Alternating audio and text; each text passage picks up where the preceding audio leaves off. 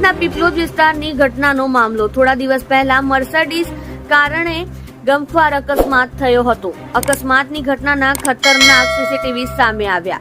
ગાડી ચાલક દ્વારા પૂર ઝડપે મર્સિડીઝ કાર હંકારતા સીસીટીવી ફૂટેજમાં નજરે ચડ્યા. મર્સિડીઝ કાર બીઆરટીએસ રૂટમાં ઘૂસી નુકસાન કર્યું. મર્સિડીઝ કાર ચાલકે સ્ટેરિંગ પરથી કાબુ ગુમાવતા અકસ્માતની ઘટના બની હતી. તમે જોઈ રહ્યા છો live India Today news channel. Reporter Manojbhai સાથે કેમેરામેન રમેશભાઈ જયસ્વાલની સાથે.